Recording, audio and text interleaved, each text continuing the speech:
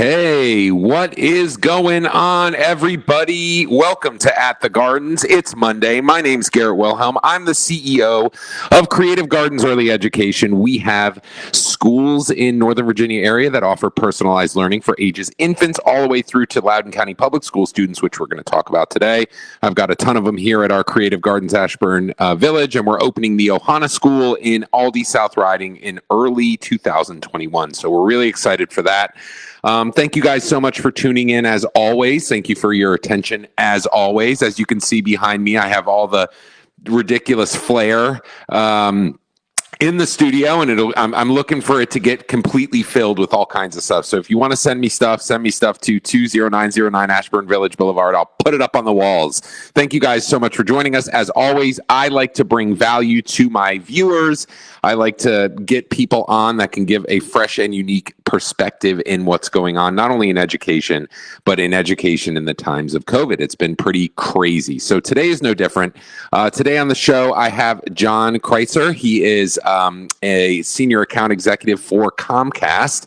And more importantly, he is a dad in Loudoun County. And he's got kiddos, and they are in the schools. And I want to talk a little bit about it today because we have a lot of moms on and we have a lot of females on, but very infrequently do we have a fellow dad on. So I'm excited to hear his perspective. And without further ado, I'm going to go ahead and bring him on the podcast. So hold on one second.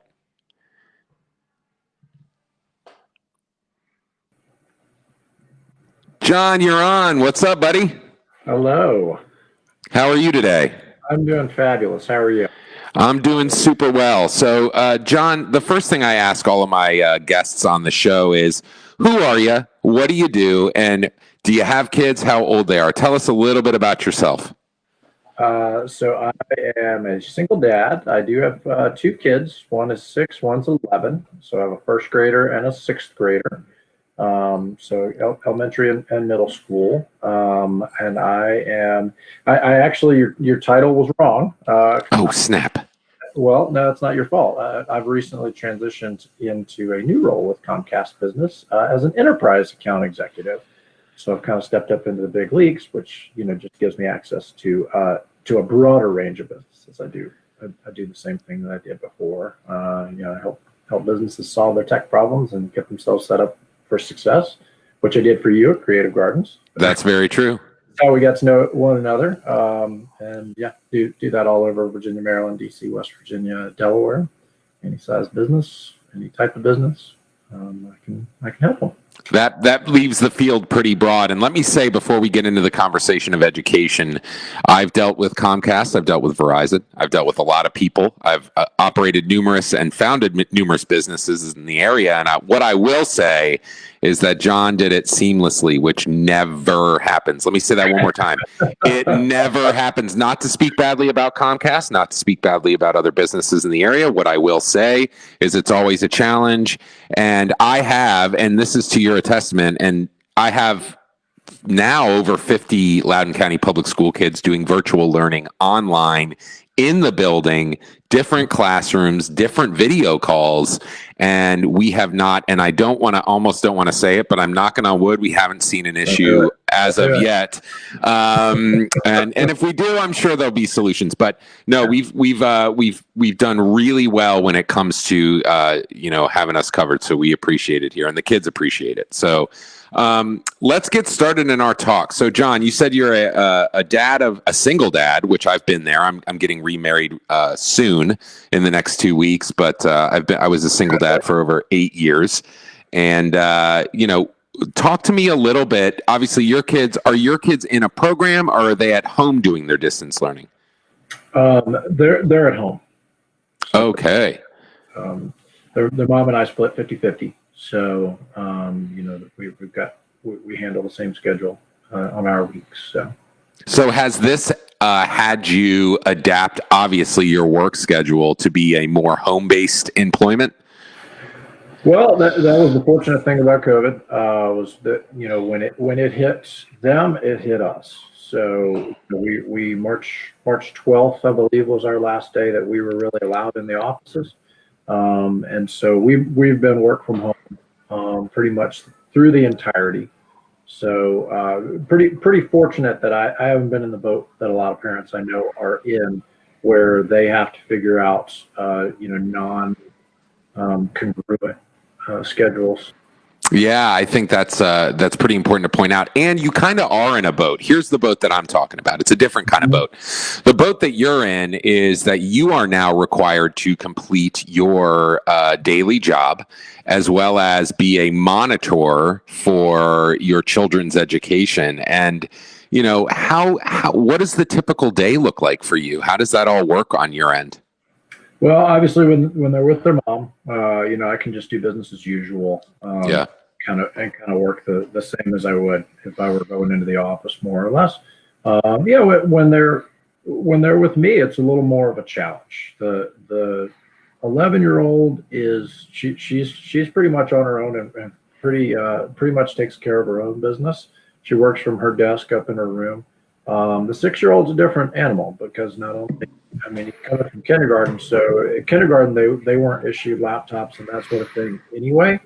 So it's a whole brave new world for him, and he pretty much has to be right beside me throughout most of the day. I've got alarms on my phone for when he has a 2-minute warning to get back on. And so I basically have to monitor them all day. So it can be a challenge, kind of have an understanding of, if I've got these in, then that means I'm on some sort of a meeting or some sort of a training. He kind of needs to wait on his question at that point, unless they're just like absolutely can't wait type of things. Um, so that piece is definitely a challenge because it forces me to have to really schedule when I do my independent work around when he has breaks in his schedule, and really kind of reshuffle my deck a little bit. Yeah, and I would imagine, well, first of all, you're not alone. Keegan Bird writes, I have 50-50 and work from home full time. It's been challenging. Yeah, man, it's definitely challenging. And Keegan, I know, is a single dad as well, too. So, yeah, I mean, I think you speak for a lot of that was the boat I was kind of talking about is folks that have to find a place. Yes, it's financially more expensive, right? They have to spend money on care while their children are in, technically it's not free public school. We do pay taxes. People forget that. But you're in more of a boat that can be in some ways more challenging, right? Because you still have the expectations of your job. And like you said, you've spent when your kindergartners or your first grader is close to you, you have to be there with them monitoring their work. I see it every day. I have educators in my building that have to manage children's schedules because the expectation of the county to have a, let's say, kindergarten, first grade, whatever they may be, managing their own schedule online. One, that would require most kindergartners and first graders to be reading fluently, which just isn't the case. And two, that would mean that kids, even at that age, have an understanding of time, which cognitively they do not. So it's been an extreme challenge because I think what they're expecting your situation to be the norm, to which you've worked it out with your job, which I would imagine most large scale employers have been pretty lenient on how this all looks for employment down the line. But there are service-based industries where folks, let's say, can afford sending their kids to care, but then also have the expectation of making it to work. So it's been an interesting thing talking with families, seeing families, talking with folks just like you, because that's an extreme challenge to ask someone that's not in education. To be an educator. And let's talk about this if you feel comfortable sharing. How are your kids doing? Um, you know, the I think that they're doing okay. My 11-year-old she's struggled with motivation on some things, and she struggled to, there's no immediate accountability. And so she had a couple of assignments that didn't get turned in, and there was some confusion about things that were required and graded versus things that were optional. And I kind of had to explain to her that nothing's optional right now. Like if it's on the board in front of you, then we need to get it done.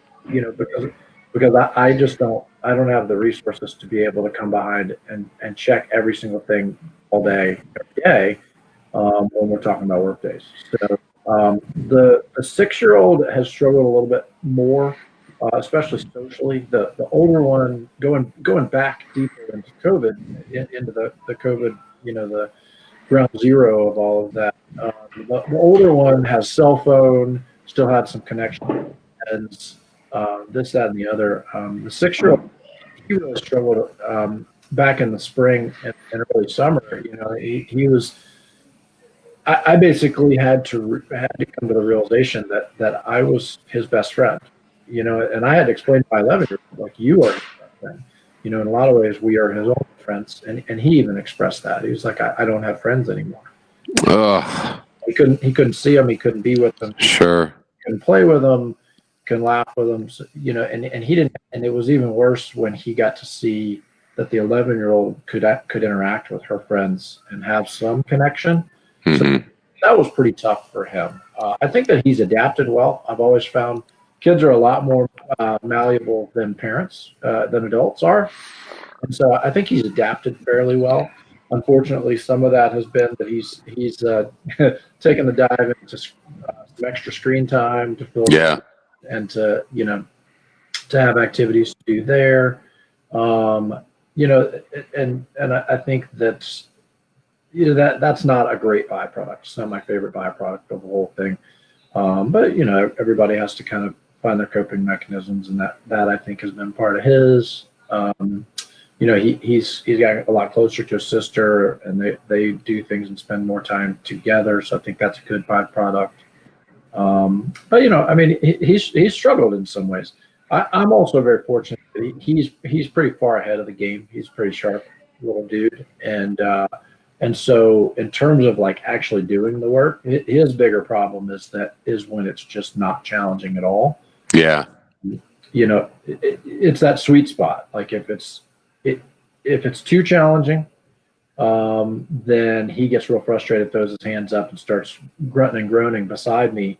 And sometimes I'm in the middle of a call, and that can be a challenge. And then if it's not challenging at all, sometimes we won't do it. So I do have to come by and check him. But for the most part, I think he's adapted pretty well.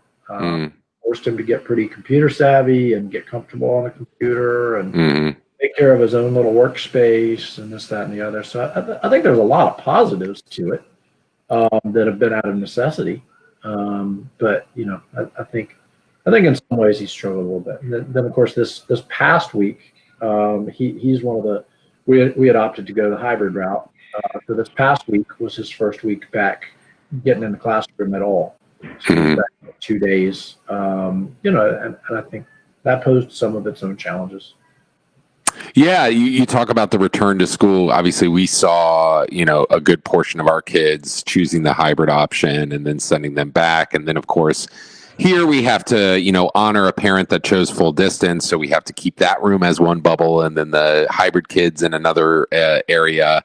But we talk about hybrid. I have seen personally here at this school kind of what you're talking about. There's either real positive effects there or real negative effects there, just in the confusion of it all. To expect a 6-year-old to understand why we can say, hey, COVID, there's this virus. They still don't have the ability to wrap their head around what that actually means.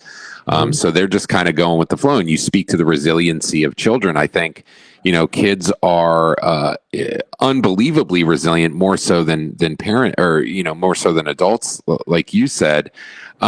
So with the hybrid situation and your kids going back to school 2 days a week, what are some of the things that you're noticing? Are you noticing a different, maybe more positive mood, negative mood, things like that? Are they getting their assignments done better? I know it's only been a week-ish, so. Yeah, it's hard to say because the 11-year-old is still full distance. That's right. Middle school's in Loudon. It looks like they're planning on waiting until second semester to introduce hybrid options for the middle schoolers. So, so no change there. Business as usual. The 6-year-old, in first grade, I mean, I think he enjoyed being back in the classroom. He was nervous. He expressed. I asked him a lot before he went back, like how he was feeling about it, and he was nervous. He said that he was nervous.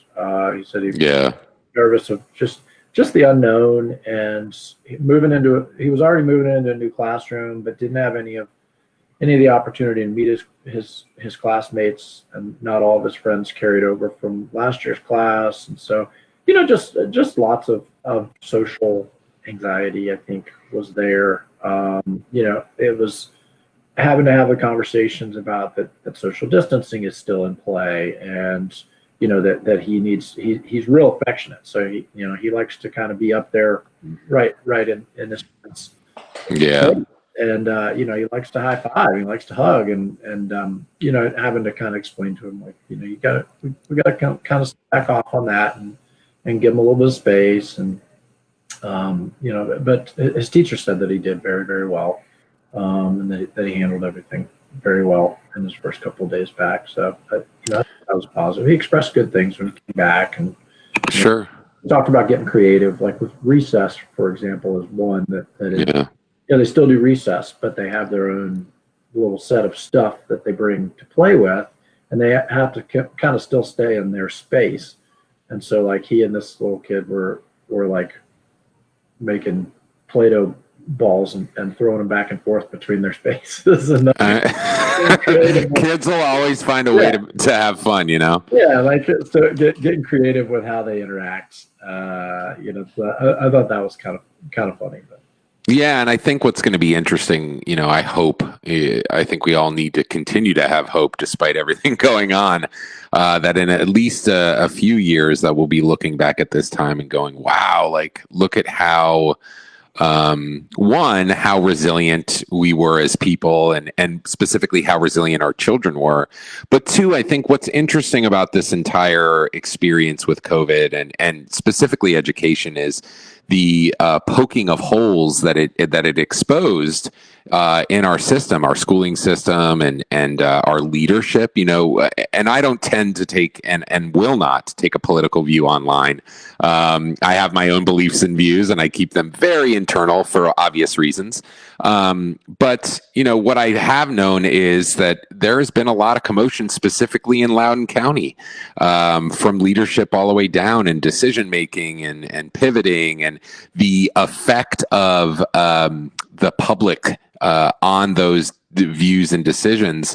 What do you think? And again, this is not a political question, more so just like boots on the ground. What do you think is going to play out? How do you think that this is all going to roll out when it comes to the return of school? Do you think that that's going to actually happen with our older children, or do you think that there will be a further delay?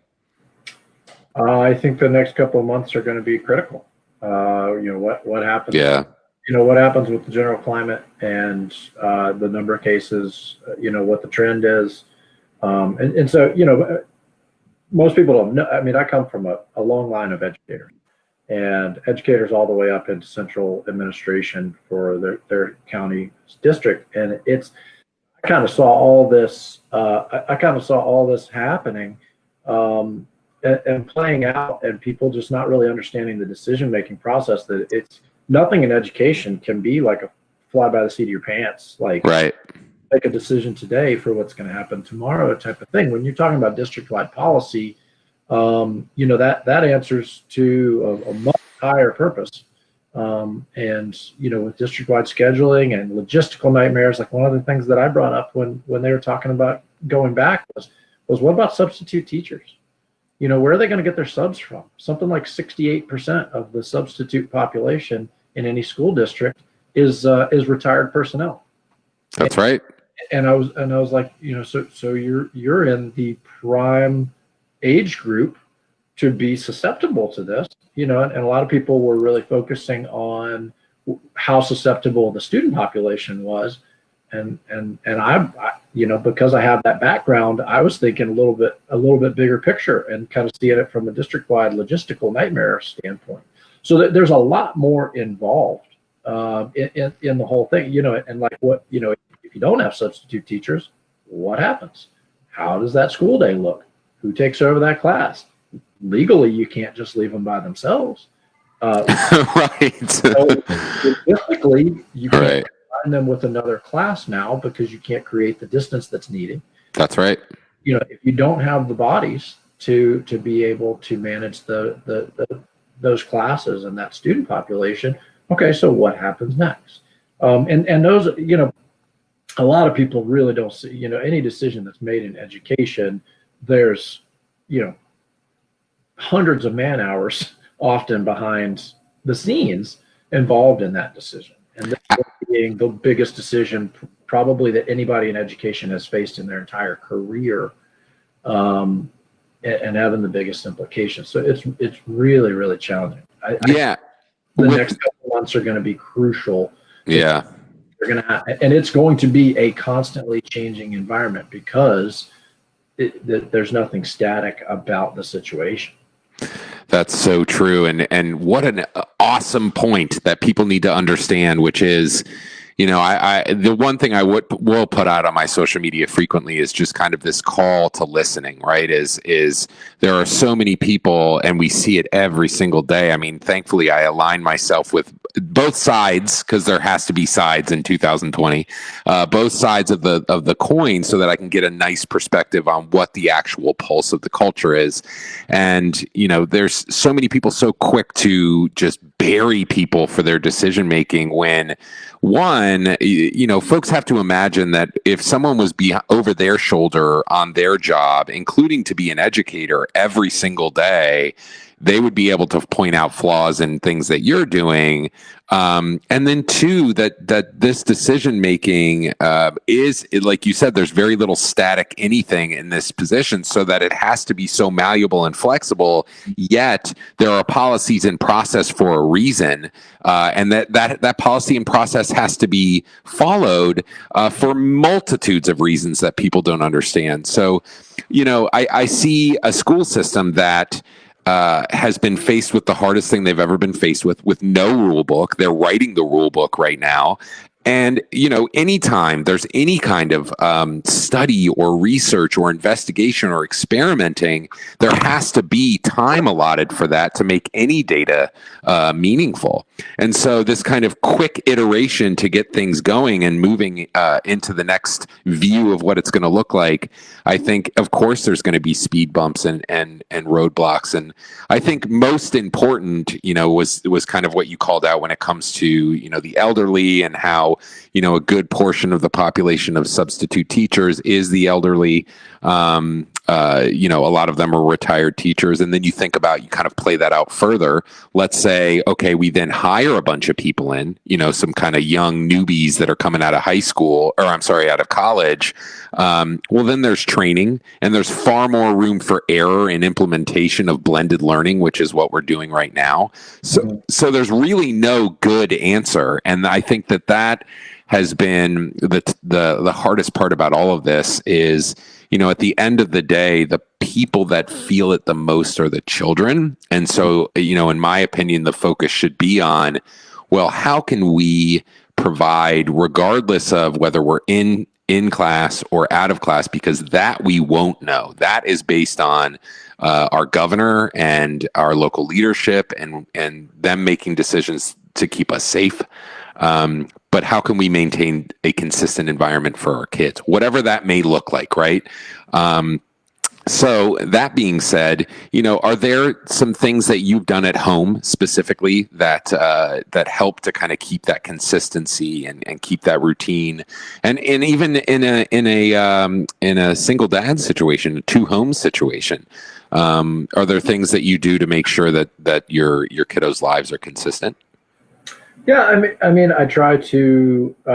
So, like for example, this past week when we went back to hybrid, that means 3 of the 5 days out of the week they are not at school, and so I still like the 6-year-old especially. Like I said, the 11-year-old, it keeps her up. She's got her schedule no matter what every day. She has to be on. They take attendance. They're doing a great job of that. But for the 6-year-old, there's what they're calling asynchronous learning, where he's on his own. He's got his assignments, and however long that takes. But I still wake him up at the same time. regardless of whether we're going to school or whether we're staying home. I wake him up at the same time. Smart. So I get him out of his pajamas. I don't let him just lounge around. I make him treat it like it's a school day, just as they've told us with our business stuff. Don't sit around in pajama pants and then try and be great at your job. Put on some clothes that you would wear to the office. So that's there it is. I love it. Yep. I got my logo. And so I've tried to do that for him. And I think one of the things that I've tried to do with him and with the teachers is be really mindful and empathetic of how different this is. Yes. I try and take every opportunity and tell the teachers how much I appreciate them, because I've sat where they sit, what they do, and because I was a teacher for 10 years. That's right. And so I know how difficult it's under the easiest of circumstances. I can only imagine how difficult that job is under the most challenging of circumstances, and it's exhausting. And for people at home who've never done that job, when I was a teacher in 10 years of teaching, I think I took 4 sick leave, because it is incredibly more work to not be there than it is to actually show up and be there. And so it actually, the teachers in your children's lives are actually harder right now than they've ever worked. It seems from the outside looking in that they're actually working less because they get to set their own schedule in some ways, and this, that, and the other. That is not the case. That is not even close to the case. They are working harder right now than they've ever worked in their entire career. Amen. And they're doing it while they're also literally relearning how to teach. That's exactly right. And so I try and give a lot of grace, a lot of encouragement to the teachers. Every time they send an email, I respond and I say, I really appreciate what you're doing. Regardless of what the tone or subject of the email was. And I think that it's important to continue to encourage the kids. Like, hey, I really appreciate how you're handling this. You're doing well. This isn't going to be forever. And so I try to do that a whole lot, especially with the 6-year-old, but even with the 11-year-old, really giving her a lot of grace. Try to use a lot of teachable moments with them. With the 11-year-old in particular, and with Caroline, I try and really take advantage of a lot of opportunities to teach her like, okay, this is really valuable. You're learning more about time management than you would have learned otherwise. You're learning more about independent work than you would have learned otherwise, and accountability. Like, in a lot of ways, this is going to be really good for you. You're going to come out of this stronger, but you need to do better at this, and this, and try to reframe a lot of things.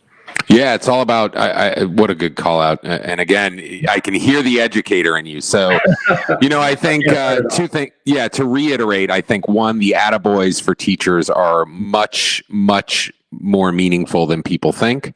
And, teachers don't go into teaching for money. Trust me about that. I think we can speak mutually in that. They go into it because they're called to it. They love it. If they're doing a good job, if they're in it for the right reasons, I think you're doing it because you absolutely love the inspiring children. And I think, when you're having educators, like John said, having to completely rethink the way they approach, because to me, education's about, there's content, and the content in a lot of ways is provided to you. You are the vessel to deliver that content and to inspire children to want to learn about these things.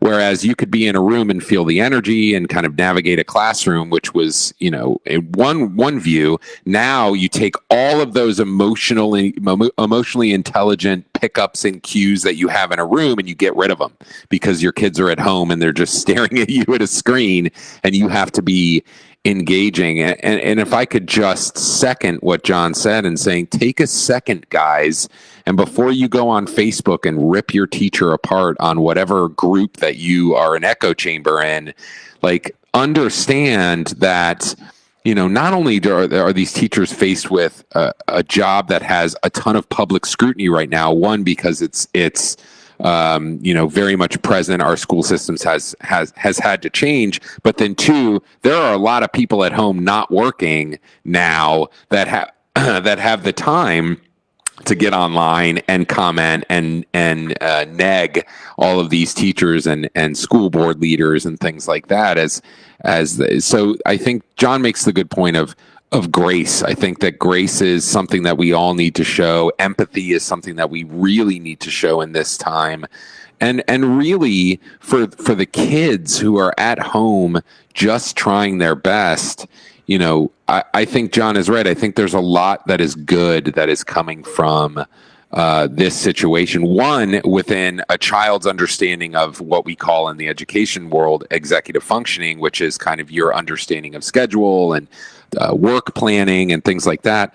But two, it's for me, I'm hoping that it pokes holes in the understanding that school doesn't have to be rote memorization, that school can be a preparation for life and should be a preparation for life. And I'm hoping that with this shift in education, of this kind of empowerment of these middle schoolers, these high schoolers specifically, having more independence in their learning, having time to actually, figure out their own way in which they want to complete their tasks. It doesn't have to be so linear throughout the day. And for some kids, they can really thrive in that environment. So do you think that this will have an effect on education in large as we look to, once COVID kind of subsides and we're rolling into the next, hopefully, decade without all of this ridiculousness? Do you think that it's going to have a vast change in the way education looks and feels for students? Absolutely. Yeah. I think that students are going to an incredibly valuable. This was one of my frustrations with being a teacher, was how much students were just completely dependent on the teacher. Students are going to learn that they're not dependent on the teacher, and that's going to generate a lot more accountability. And I truly think that's going to happen, and it needs to continue to be nurtured, because I think it's a huge part of the education system, is allowing kids to take ownership, take responsibility, and run with some stuff on their own. I think that it's also going to affect the accountability at home among parents. Truly hope a lot of parents realize how out of touch they have been with their kids' educations, and the fact that they're spending more time sitting down at the kitchen table, helping with math problems, helping with reading issues, helping, proofread a paper, whereas they used to just turn that over. And again, we're completely dependent on the teacher. Like, that's not my job. It's absolutely your job. It's 100% your job. The teacher has, in some cases, depending on the level in the course, they have an hour a day that they can influence your kid, and you have multiple hours with them in the evening. And so I hope that there's going to be a revolution in that respect. I think there's going to be a revolution with teachers in how they teach. I think that because they've been forced into this situation, a lot are going to come out the other end with an entirely different skill set and perspective on what education truly is, and how best to reach kids and influence them, and how to involve technology in the classroom, and how to get more creative, and how to move kids forwards, and make them want to move forward, and how to work together instead of sometimes this adversarial relationship that teachers have with students, and sometimes this leader follower, that this whole thing is much more of a partnership than it's ever had to be. And I really hope that that's a very revolutionary thing. I think that some adjustments in scheduling are going to come from this at every level. Some necessity of programming, and how we fit things in, and what we put emphasis on. I have a controversial view on this, but I think I was a high school coach, and I think there's going to be a shift in how we prioritize funding, and how we prioritize staffing, and what we're putting money towards, and how we're incorporating the extracurriculars and the emphasis we're putting on those versus the emphasis we're putting on actually having, having the educational piece well supported. Even as a former high school coach, I don't think that necessarily has always been appropriate for how funding was allocated and how we put the emphasis on education. So I think lots of good things are going to come from this. I think we're going to see an education revolution, and I don't know that it's ever going to look the same again. And I think that's probably going to be a good thing. I actually 100% agree with you, even, in the sense of a revolution of education. I've part of my career, a good portion of my career has been in progressive kind of revolutionary education and working to craft student models that speak to every learner, no matter what their learner type is. We call it learner diversity or neurodiversity. And what we see is exactly that, is that students actually are far more capable than we think, that we underestimate students by and large. We underestimate educators as well, too. And I think overall, we have to feel pain to grow. And I think right now we're experiencing a lot of pain when it comes to just people's everyday lives, student lives, things like that. But I agree with you. I'm an optimist, and almost to the point of delusion. I always say that optimism, borderlines on delusion. If you can find that sweet spot, then you're good. That's why I always hire somebody that's very realistic next to me to ping ideas off of. But, I agree with you. I hope that, that this brings along a lot of change, because ultimately, the goal of education isn't to check a box, right? Isn't to be a parent and say, okay, well, I send my kid to school every day. That means that they're going to be prepared. That's not real. What's real is we ultimately should be preparing children for a world in which they will be entering as adults. And I think very little of what we do in school right now actually does. I mean, think about, regardless if you're invested or not, right? Like if you're at home and your child's doing, let's say long division, and they're really struggling. Like, I always think about in the back of my head, like, how many times do I use long division in my career? And I would have to argue zero, to be honest with you. But again, now mind you, this is a specific example. And some people will. If you're a mathematician, if you're a scientist, if you're whatever it may be, there are skill sets to where that is important. But I think that's what I'm speaking to, is if kids becomes more self-aware, if content becomes more relevant to the actual world we live in, and even the delivery of that content becomes more relevant to the world that we live in, I think ultimately we're going to be setting our kiddos up for success in the future. And I hope that this is the time. I hope that this is the gut check we all needed in which that happens. But what I will say, John, is we do have to wrap up. It's getting towards that time. What an amazing conversation to have, a 10-year tenured teacher here talking a little bit about, and a former coach, and what a cool conversation. You have a great perspective on education in our country. So thank you so much. That being said, I always give you if people want to find you, if they need help, if their businesses need help getting connected and online, how can they do that best? They can call me. They can email me. I don't know if there's a way for me to share information, but if you say it on the show, I'll tag it in the comments and I'll put it up as well too.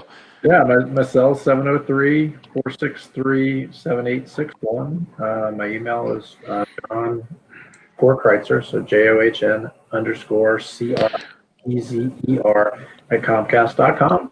They can reach out to me directly anytime with whatever. I mean, it doesn't matter if they need new service, if they want to change from their current service, if they're moving their services, and that, expanding things, need to kind of move forward in a different way and kind of amp things up for their technology to get themselves moving into the new age. Or if they just want to have a chat and just let me kind of be a consultant for them and ask them some questions, sure that they are positioning themselves well for success. That's the stuff that I do every day, and would love to chat with anybody and anybody. That's so awesome. That's what I meant to say. Yeah. And what I will say again is, in the rarity of this actually happening in the multiple businesses that I've had and founded and run and blah blah blah, what I will say is that, one, I think access to technology and internet and things like that is so much more important even now this year than it ever is, and consistent internet. And then two, I'm big in customer service. My team is customer obsessed. It's part of our mission. And John is someone that gets that. So definitely, if you guys are interested, work with this man. He's very, very good at what he does. We really appreciate you coming on the show and talking to me a little bit about your perspective and a dad's perspective. I think it's really, really important. So thank you so much, John. I really appreciate it. Thank you. All righty, we're going to send John off. And guys, thank you so much for tuning in today. I really appreciate it. Remember that if you want to watch any of the episodes, they are on the Facebook page as well as on www.creativegardens.va.com under At the Gardens. You can also find us on YouTube at Creative Gardens Early Education. We have all of our videos there, as well as some instructional videos on Montessori lessons, some other tips and tricks that we provide to families and parents out there that need them. And remember to always check out Creative Gardens. We are in Ashburn Village, and we have a beautiful facility, and we would love to see you here. So thank you guys so much for tuning in. As always, keep your head up and keep moving forward. Talk to you guys soon.